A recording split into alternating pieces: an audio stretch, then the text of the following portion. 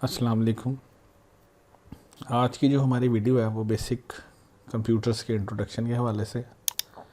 तो इस चैप्टर में हमारे बेसिक जो ओवरव्यू या पर्पस होगा वो कंप्यूटर्स को अंडरस्टैंड करना, उसकी टर्मिनोलॉजी को अंडरस्टैंड करना, उसके कंपोनेंट्स को अंडरस्टैंड करेंगे, एडवांटेजेस को देखेंगे।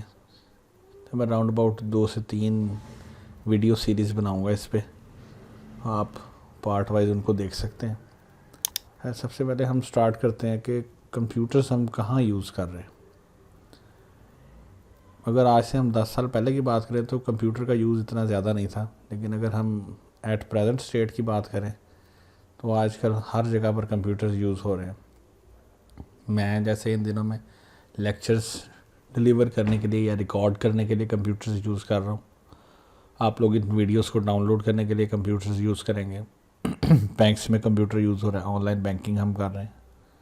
इस तरह हम वीडियो कॉलिंग कर रहे हैं, वीडियो चैटिंग कर रहे हैं। मोबाइल फ़ोन्स हमारे इटसेल्फ जो हैं वो कंप्यूटर्स हैं। डिपार्टमेंटल स्टोर्स पे कंप्यूटर्स हैं। जो ये पेट्रोल पंप वाले हैं, इनके जो ऑफिसेज होते हैं वहाँ पर अगर आप जाकर देखें तो बाकायदा इन्होंने मॉनिटरिंग सिस्टम इंस्टॉल किए होते हैं जो इनको बता रहे होते हैं कि पेट्रोल पंप के जो टैंक्स हैं उसमें कितना फ्यूल रिमेनिंग है। एक एक लीटर फ्यूल भी जो सेल कर रहे होते हैं उनका रिकॉर्ड भी इनके पास जा रहा होता है। आप ऑनलाइन टिकट्स बुक कर सकते हैं। हर जगह पर कंप्यूटर्स यूज़ हो रहे हैं। इवन के प्लेन्स में भी अब इंटरनेट की फैसिलिटीज़ देने शुरू की हैं। तो आप कह सकते हैं कि वर्चुअली अब कंप्यूटर्स हर जगह पर यूज़ हो रहे हैं। तो कोई भी ऐसी फील्ड नहीं है जहाँ पर कंप्यूटर यूज़ ना हो रहा हो। या आप मरहम.pk आप ऑनलाइन डॉक्टर्स से कंसल्ट कर सकते हैं। अब हम देखते हैं कंप्यूटर की एक्चुअल डेफिनेशन क्या है। A computer is an electronic device operating under the control of instructions stored in its own memory. अगर आप कहेंगे एक computer is an electronic device तो ये इनफ नहीं है कंप्यूटर को डिफ़ाइन करने के लिए, क्योंकि एक कैलकुलेटर भी इलेक्ट्रॉनिक डिवाइस है। आपके पास जो डिजिटल वॉच है वो भी इलेक्ट्रॉनिक डिवाइस है। तो अगर आपने इस डेफिनेशन को एक्सटेंड करना तो आप कह सकते हैं कि कंप्यूटर इलेक्ट्रॉनिक डिवाइस तो है, लेकिन ये करता बेसिकली क्या है, यूज़र की इंस्ट्रक्शंस को फॉलो करता। कंप्यूटर इलेक्ट्रॉनिक डिवाइस है और ये यूज़र की इंस्ट्रक्शंस को फॉलो करता। अगर यूज़र इसको इंस्ट्रक्शन नहीं देता तो ये कोई भी काम परफॉर्म नहीं करता। जैसे फॉर एग्जांपल मैंने इसको सेलेक्ट कर लिया लेकिन मैं इसको बोल्ड नहीं करता तो ये खुद ब खुद इसको बोल्ड नहीं करेगा। हाँ, मैं अगर ये बोल्ड का बटन प्रेस करूँगा तो इसको बोल्ड करेगा। जब मैंने बोल्ड का बटन प्रेस किया इट मीन्स कि मैंने इसको इंस्ट्रक्शन प्रोवाइड की। तो जब तक एक यूज़र कंप्यूटर को इंस्ट्रक्ट नहीं करेगा कंप्यूटर अपने तौर पे कोई भी काम परफॉर्म नहीं करेगा। सेकंड क्वेश्चन आता है कि ये इंस्ट्रक्शन स्टोर कहाँ होती हैं। इन इंस्ट्रक्शंस को आप कंप्यूटर की मेमोरी में स्टोर करते हो। जैसे विंडोज़ को हम इंस्टॉल करते हैं, विंडोज़ इंस्टॉल किधर होती है? जो आपके कंप्यूटर या लैपटॉप में हार्ड डिस्क है वहाँ पर इंस्टॉल होती है। आपके मोबाइल फ़ोन में जो एंड्रॉयड है, जो iOS है, वो कहाँ पर मौजूद है? आपके मोबाइल की इंटरनल मेमोरी में। तो कंप्यूटर की जितनी भी इंस्ट्रक्शंस हैं वो सारी की सारी इसकी मेमोरी में स्टोर होती हैं। सेकेंडली आप कंप्यूटर को इस डायग्राम की फॉर्म से डिफाइन कर सकते हैं कि एक computer is an electronic device that collects data. After collecting data it processes data and produces information. तो कंप्यूटर की डेफिनेशन में 3 चीज़ें ऐड होगी कि ये इलेक्ट्रॉनिक डिवाइस है। पहला काम कि ये यूज़र से डाटा कलेक्ट करता है। जो यूज़र से डाटा हम कलेक्ट करते हैं उसको हम इनपुट कहते हैं। फिर उसके बाद ये डाटा प्रोसेस करता है और यूज़र को ये डाटा प्रोसेस करने के बाद इंफॉर्मेशन में कन्वर्ट करके डिस्प्ले करता है। जैसे फॉर एग्जांपल मैंने यहाँ पर लिखा computer is an electronic device that inputs data, processes it and generates information। ये मैंने एक डेफिनेशन लिखी। अब आप देखें इस डेफिनेशन में 3 पॉइंट्स कवर हो। जैसे मैं ये टाइप कर रहा था, जो मैं टाइप कर रहा था वो क्या था, इनपुट। जैसे जैसे मैं टाइप करता गया कंप्यूटर इसको प्रोसेस करता गया, यानी कंप्यूटर समझता गया कि मैं कौन सी की प्रेस कर रहा हूँ, जौन सी की मैं प्रेस करता था वही वो डिस्प्ले करता था। तो साथ साथ कंप्यूटर हमें इंफॉर्मेशन भी प्रोवाइड करता गया। तो आप इसको इस तरह से अंडरस्टैंड कर सकते हैं। तो ये जो 3 स्टेप हैं इनको हम कहते हैं इंफॉर्मेशन प्रोसेसिंग लाइफ साइकिल। ठीक है जी। अब यहाँ से हमारे पास 2 वर्ड जनरेट हुए, एक डाटा और एक इंफॉर्मेशन। डाटा किसे कहते हैं, रॉ फैक्ट्स को आप डाटा कहते हैं। रॉ फैक्ट्स का मतलब क्या है कि जिनको हमने प्रोसेस ना किया हो, जो अभी क्रूड फॉर्म में हो। जैसे ऑयल एक्सट्रैक्ट करते हैं ना, तो सबसे पहले ऑयल जो है वो क्रूड फॉर्म में होता है, यानी हम उसको यूज़ डायरेक्टली नहीं कहीं कर सकते, उसको रिफाइनरी में भेजना पड़ता। तो डाटा इसी तरह से क्या है, रॉ फैक्ट्स हैं। आप लोगों ने एडमिशन के लिए अप्लाई किया, आपने अपना फॉर्म फिल किया और फॉर्म सबमिट करवा दिया, तो जो फॉर्म आपने सबमिट करवाया वो आपके रॉ फैक्ट्स एंड फिगर्स से। मैं किसी का एडमिशन फॉर्म देख के ये नहीं बता सकता कि उस स्टूडेंट का एडमिशन होगा या नहीं होगा, सिर्फ मैं प्रिडिक्ट कर सकता हूँ, एक्यूरेटली नहीं बता सकता। लेकिन इन्फॉर्मेशन क्या है, जब आपने डाटा प्रोसेस कर दिया तो जो चीज़ जनरेट हुई वो क्या है, इन्फॉर्मेशन है। तो इन्फॉर्मेशन आपके लिए मीनिंगफुल है, इन्फॉर्मेशन आपके लिए यूज़फुल है। जैसे जब एडमिशन्स की डेट क्लोज़ हो जाती है तो उसके बाद स्टूडेंट्स की बनती है मेरिट लिस्ट। वो मेरिट लिस्ट प्रोसेसिंग के बाद बनती है। क्या प्रोसेसिंग है उसमें, कि सबसे पहले आपके मेरिट पॉइंट कैलकुलेट होते हैं, उसके बाद उसको डिसेंडिंग वे में सॉर्ट किया जाता है, तो इसके बाद हमारे पास मेरिट लिस्ट बनती है। अब मेरिट लिस्ट को देख के मैं बता सकता हूँ कि ये पहले 40 या 50 स्टूडेंट हैं जिनका एडमिशन हो सकता है। अब डिपेंड करता है कि वो फ़ी पे करें या ना करें। तो कहने की बात यह है कि डाटा जो आपके पास है वो सबसे इम्पॉर्टेंट है, क्योंकि डाटा होगा तो इन्फॉर्मेशन जनरेट होगी। हर कंपनी के लिए डाटा इंपॉर्टेंट है। सेकंड थिंग, डाटा मीनिंगलेस है। आप डाटा को देख के ये नहीं बता सकते कि एक्चुअली ये क्या है। जैसे जो क्रूड ऑयल निकलता है, एक्सट्रैक्ट करते हैं, हम डायरेक्टली उस ऑयल को यूज़ नहीं कर सकते। वो इम्पॉर्टेंट है लेकिन यूज़लेस है फ़िलहाल। उसके बाद इंफॉर्मेशन क्या है, प्रोसेस डाटा। जब आप डाटा को प्रोसेस कर लेते हैं तो वो यूज़फुल इंफॉर्मेशन में कन्वर्ट हो जाता है, और इन्फॉर्मेशन जो है वो मीनिंगफुल है और इम्पॉर्टेंट भी है। यानी जब आपने ऑयल को प्रोसेस कर लिया तो आपके पास कैरोसिन ऑयल बन गया, आपके पास डीजल एक्सट्रैक्ट हो गया, आपके पास उसमें गैसोलीन एक्सट्रैक्ट हो गया, हाई ऑक्टेन एक्सेस हो गया, तो अब आप उसको जिधर मर्जी यूज़ करें। तो इसी तरह एप्लीकेशन फॉर्म पे जो आप फैक्ट्स एंड फिगर्स लिखते हैं वो डाटा, उससे जो मेरिट लिस्ट जनरेट होती है वो आपके पास इन्फॉर्मेशन है। और इन्फॉर्मेशन को हम क्यों यूज़ करते हैं, डिसीजन मेकिंग के लिए। एडमिशन का डिसीजन किस पे बेस करता है, इन्फॉर्मेशन पे। अब हम कंप्यूटर की एक और डेफिनेशन देखते हैं कि कंप्यूटर एक इलेक्ट्रॉनिक मशीन है जो डाटा एक्सेप्ट कर सकती है। जो डाटा एक्सेप्ट करती है उसको हम टेक्निकल लैंग्वेज में इनपुट कहते हैं। उसके बाद इस डाटा को हम मैनिपुलेट कर सकते हैं। मैनिपुलेट का मीनिंग कैलकुलेशंस कर सकते हैं। उनमें सिंपल प्लस माइनस हो, उसमें स्टैटिस्टिकल फार्मूलाज हो, मैथमेटिकल फार्मूलाज हो, कुछ भी हो सकता है। तो ये जो मैनिपुलेशन हम करते हैं इसको हम प्रोसेसिंग कहते हैं। और उसके बाद थर्ड, कंप्यूटर रिजल्ट्स जनरेट करता है, यानी इन्फॉर्मेशन जनरेट करता है। तो जो इन्फॉर्मेशन है वो आपके पास क्या है, आउटपुट है। नेक्स्ट, ये जो डाटा और इन्फॉर्मेशन है ये सारे के सारे हम कंप्यूटर में स्टोर भी करते हैं। तो इसका मतलब कंप्यूटर जो है वो स्टोरेज भी प्रोवाइड करता है। नेक्स्ट, स्टोर करने के बाद हम इनको ईमेल भी कर सकते हैं, हम व्हाट्सएप भी कर सकते हैं। तो इसका मतलब कंप्यूटर कम्युनिकेशन की फैसिलिटी भी प्रोवाइड करता है। तो आप कह सकते हैं कि कंप्यूटर के बेसिक जो हमारे पास हैं वो 5 फंक्शंस हैं। मैं यहाँ पर बल्कि राइट अप भी कर देता हूँ नोटपैड पे, ताकि आपको फर्दर इलेबोरेट हो जाए ये। 5 basic functions of a computer. कौन कौन से फंक्शंस हैं?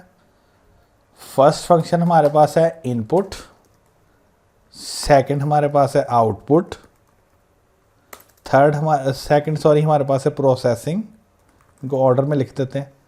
थर्ड हमारे पास है आउटपुट, फोर्थ फंक्शन हमारे पास है स्टोरेज, एंड फिफ्थ फंक्शन है हमारे पास कम्युनिकेशन। तो ये 5 basic functions of computer. Input की आप डेफिनेशन देख रहे हैं, जो भी हम डाटा इनपुट करेंगे वो भी डाटा प्रोवाइड करेंगे वो भी इनपुट है, और जो इंस्ट्रक्शंस प्रोवाइड करेंगे वो भी इनपुट ही। तो हम यहाँ पर लिख देते हैं कि जो डाटा हम प्रोवाइड करते हैं या जो इंस्ट्रक्शन हम प्रोवाइड करते हैं वो दोनों की दोनों क्या हैं, इनपुट हैं। जैसे मैंने यहाँ पर लिखा डाटा और यहाँ पर मैंने लिखा इंस्ट्रक्शन, ये मैंने डाटा इनपुट किया। मैं अगर इनको सेलेक्ट करता हूँ या सॉरी इनको सेलेक्ट करता हूँ और यहाँ से बोल्ड कर देता हूँ, तो ये बोल्ड करना क्या है, इंस्ट्रक्शन है, ये मैंने कमांड दी है, तो ये भी इनपुट है। और जो मैंने ये टाइप किया ये डाटा है, ये भी क्या है, इनपुट है। सेकंड प्रोसेसिंग है, एक्टिविटी ऑफ ऑर्गेनाइजिंग डाटा। तो यहाँ पर आप कैलकुलेट भी लिख सकते हैं कि आपने calculations on data, calculations provide की डाटा पे। आउटपुट क्या है, इंफॉर्मेशन है, जो हमें रिजल्ट्स कंप्यूटर ने दिखाए। स्टोरेज क्या है, आपने फ्लैश ड्राइव पे, आपने डिस्क ड्राइव पे, आपने सीडी ड्राइव पे डाटा स्टोर कर लिया, मोबाइल फ़ोन के मेमोरी कार्ड में स्टोर कर लिया। और कम्युनिकेशन क्या है, कि आपने एक कंप्यूटर से दूसरे कंप्यूटर पे ईमेल की, आपने व्हाट्सएप किया, आपने वॉइस मैसेज सेंड किया, ये सारी की सारी क्या है, कम्युनिकेशन है। तो ये बेसिक 5 फंक्शंस हैं कंप्यूटर के। अच्छा, अगर हम स्टार्ट स्लाइड पर जाएं तो यहाँ पर एक टर्म यूज़ होती है, information processing life cycle. Life cycle आप किसको कहते हैं या साइकिल कहते हैं। इंफॉर्मेशन प्रोसेसिंग क्या चीज़ है, ऐसा प्रोसेस जिसमें हम डाटा को इंफॉर्मेशन में कन्वर्ट करते हैं उसको हम इंफॉर्मेशन प्रोसेसिंग कहते हैं। A process that converts data into information is known as information processing. और इंफॉर्मेशन को प्रोसेस करने के लिए स्टेप्स रिक्वायर हैं। वो स्टेप्स कौन कौन से हैं, इनपुट, उसके बाद प्रोसेसिंग एंड आउटपुट। तो ये इंफॉर्मेशन प्रोसेसिंग लाइफ साइकिल है, ये 3 स्टेप्स जो हैं। लेकिन नो डाउट आप इसमें स्टोरेज एंड कम्युनिकेशन को भी ऐड कर सकते हैं। तो इंफॉर्मेशन प्रोसेसिंग साइकिल में इनपुट, प्रोसेस, आउटपुट, स्टोरेज सब कुछ हो सकता है। यूज़र किसे कहते हैं, जो कंप्यूटर को यूज़ कर रहा है, वो चाहे डाटा इनपुट कर रहा है चाहे इंस्ट्रक्शंस प्रोवाइड कर रहा है, वो यूज़र है। हार्डवेयर किसे कहते हैं, फिजिकल कंपोनेंट्स को हार्डवेयर कहते हैं। जैसे माउस है, एलसीडी स्क्रीन है, कीबोर्ड है, स्कैनर है, उसके बाद आपके पास माइक्रोफोन है, ये सारे के सारे क्या है, हार्डवेयर कंपोनेंट्स। सॉफ्टवेयर किसे कहते हैं, सीरीज ऑफ इंस्ट्रक्शंस, जो इंस्ट्रक्शन मैं प्रोवाइड करता हूँ वो किसी ना किसी सॉफ्टवेयर के थ्रू प्रोवाइड करता हूँ। ये जो मैंने इटैलिक भी किया ना, ये मैंने किसके थ्रू किया, पावर पॉइंट के थ्रू। पावर पॉइंट क्या है, सॉफ्टवेयर। अगर पावर पॉइंट एग्जिस्ट ना करता तो मैं इसको इटैलिक भी ना कर सकता। हम जितना भी जो कंप्यूटर यूज़ कर रहे हैं ये सारा कुछ सॉफ्टवेयर है। ये जितने भी आपको स्क्रीन पर नज़र आ रहे हैं ये सारे के सारे सॉफ्टवेयर हैं। ये फोल्डर जो मैं क्रिएट कर रहा हूँ ये भी किसी सॉफ्टवेयर की वजह से कर रहा हूँ। विंडोज़ बजाते खुद सॉफ्टवेयर है, एंड्रॉयड बजाते खुद सॉफ्टवेयर है। तो अगर आपके मोबाइल फ़ोन में एंड्रॉयड नहीं है तो आप अपने मोबाइल फ़ोन को ऑन ऑफ तो करोगे लेकिन ऑपरेट नहीं करोगे। उसकी वजह क्या है, एक्चुअल वर्किंग करता है हार्डवेयर, लेकिन उससे वर्किंग करवाता कौन है, सॉफ्टवेयर। तो सॉफ्टवेयर ने हार्डवेयर को इंस्ट्रक्शन देनी है तो उसने काम करना है, अदरवाइज हार्डवेयर ने कोई काम नहीं करना। तो आप यहाँ पर लिख दें, software instructs hardware to perform any sort of task. तो ये कुछ जेनेरिक टर्म्स थी। नेक्स्ट आता है कंपोनेंट्स ऑफ कंप्यूटर क्या। नॉर्मली हम हार्डवेयर कंपोनेंट्स की यहाँ पर बात कर रहे हैं, हम हार्डवेयर कंपोनेंट्स की बात कर रहे हैं। कंप्यूटर को वर्किंग के लिए डिफरेंट कंपोनेंट्स चाहिए। इनपुट के लिए कंपोनेंट्स चाहिए, आउटपुट के लिए कंपोनेंट्स चाहिए, उससे प्रोसेसिंग के लिए हार्डवेयर कंपोनेंट्स चाहिए, स्टोरेज के लिए हार्डवेयर कंपोनेंट्स चाहिए। यानी जितने भी बेसिक फंक्शंस हैं हर फंक्शन को परफॉर्म करने के लिए हार्डवेयर कंपोनेंट रिक्वायर है। Every function of computer requires hardware component.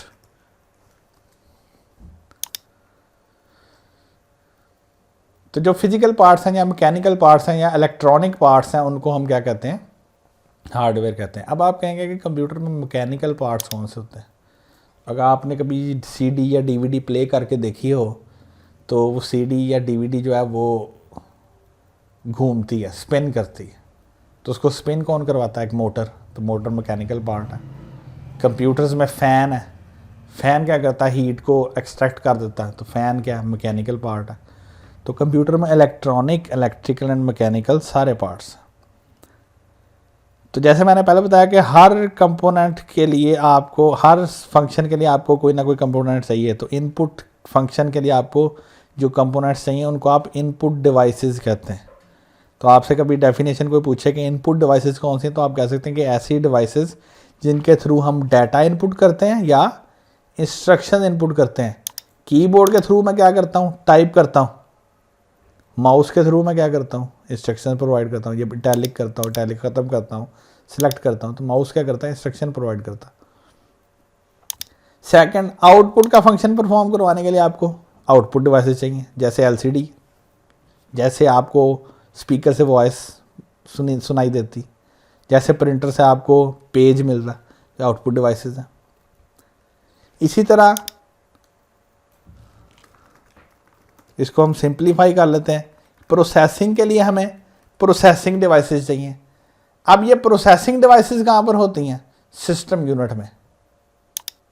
Processing devices कहाँ पर होती हैं, सिस्टम यूनिट में। सिस्टम यूनिट क्या चीज़ है, दो टर्म्स बहुत वाइडली यूज होती हैं, एक सिस्टम यूनिट और एक टर्म सीपीयू।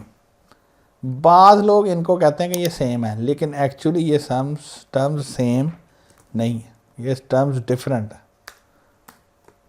आप यहाँ पर लिख लें कि both these terms are different. अब क्यों डिफरेंट है, सिस्टम यूनिट किसे कहते हैं, अगर आप किसी कंप्यूटर को देखें तो उसके साथ आपको एक बॉक्स सा नज़र आता है जो या तो टेबल पर हॉरिजॉन्टल है या वर्टिकल है।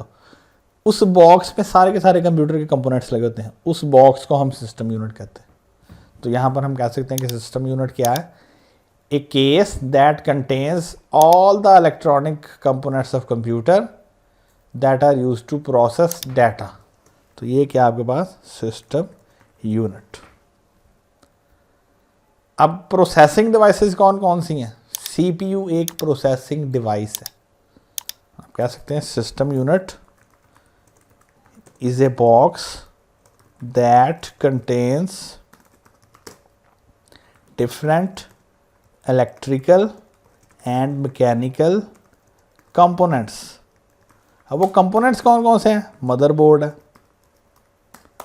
उस कंपोनेंट में सीपीयू है, कूलिंग फैन हो सकता है, रैम हो सकती है, रोम, उसके बाद हीट सिंक्स, उसके बाद वायर्स, हार्ड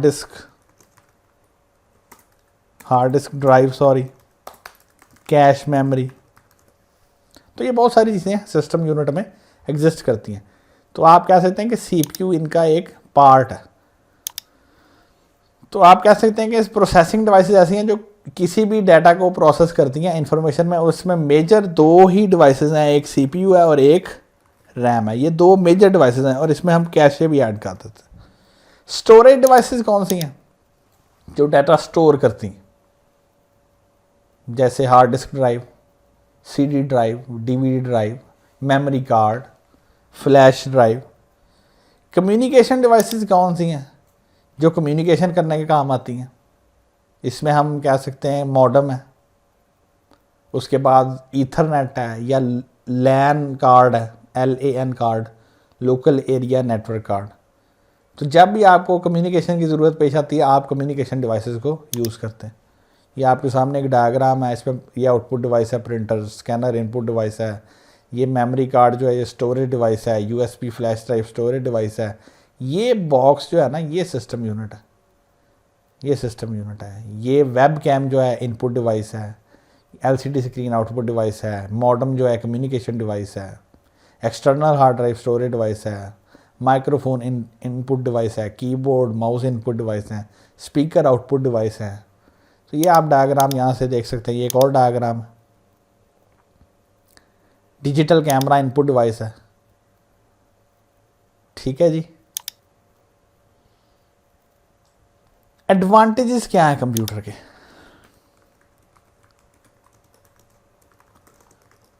पहला एडवांटेज तो है स्पीड। स्पीड कैसे एक एडवांटेज है कंप्यूटर का। मेरे पास सपोज़ एक अटेंडेंस रजिस्टर है और मैं आपको कहता हूँ कि हर स्टूडेंट की टोटल नंबर ऑफ़ प्रेजेंट और एब्सेंट काउंट करें, तो उसमें आपको अगर 30 से 40 स्टूडेंट हैं तो आराम से आपको काउंट करते हुए आधा घंटा लग सकता है। लेकिन अगर यही अटेंडेंस रजिस्टर मेरे पास कंप्यूटराइज फॉर्म में, तो विद इन सेकेंड मैं कैलकुलेट कर लूँगा। जस्ट मैं एक कमांड उसको प्रोवाइड करूँगा और वो मुझे बता देगा कि इसमें कितनी प्रेजेंट है और कितनी एब्सेंट है। तो कंप्यूटर जो है वो स्पीड से काम करते हैं। अगर आप किसी डिपार्टमेंटल स्टोर पर भी जाएं तो वहाँ पर देखें कोई बड़े स्टोर हैं जैसे इम्तियाज़ है या अल्फता है या मेट्रो स्टोर है, वहाँ पर वो चीज़ों को स्कैन करते जाते हैं और ऑटोमेटिकली बिल बनता जाता है, ऑटोमेटिकली प्लस होता जाता है, टैक्स डिडक्ट होता जाता है। लेकिन अगर किसी हम किराने की दुकान पर जाएँ तो वहाँ पर ऐसा नहीं होता।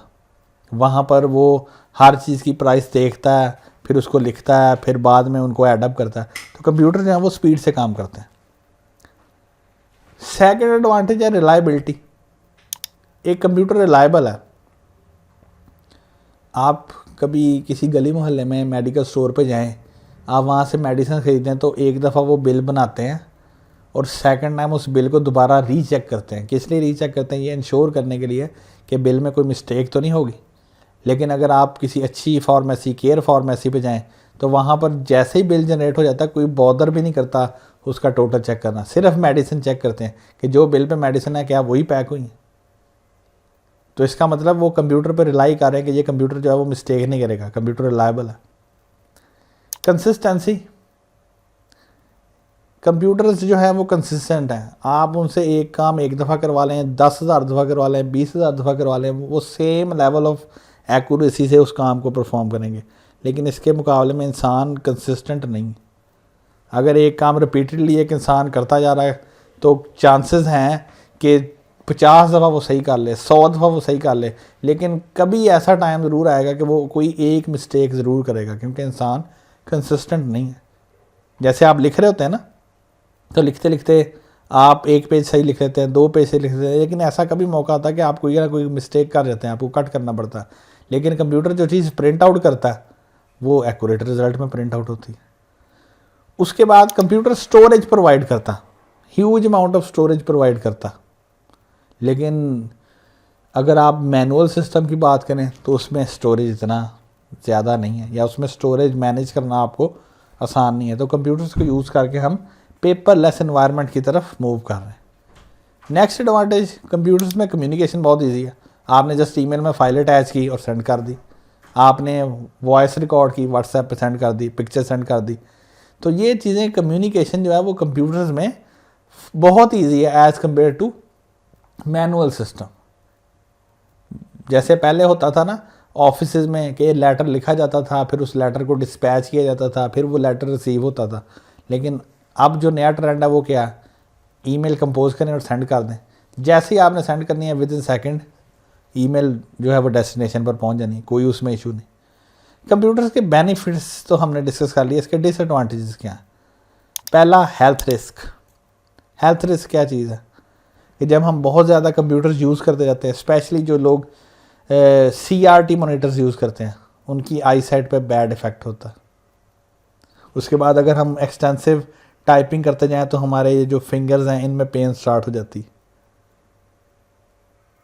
फिर अक्सर लैपटॉप्स को हम लोग अपने गलत पोस्चर किससे यूज़ करते हैं, हम अपनी जो नेक है उसको डाउन करके यूज़ करते हैं, इससे नेक प्रॉब्लम्स जनरेट हो जाता है। तो ये हेल्थ रिस्क है। Next, violation of privacy. Violation of privacy का मतलब क्या है कि आपकी डिटेल्स जो है वो इंटरनेट पे हैं। जैसे फेसबुक पे पहले ऐसा था, नो डाउट हम खुद ही अपनी प्राइवेसी को सिक्योर भी कर सकते हैं, और जिन लोगों को कंप्यूटर का नॉलेज है वो उसको प्रॉपर्ली मैनेज करते हैं।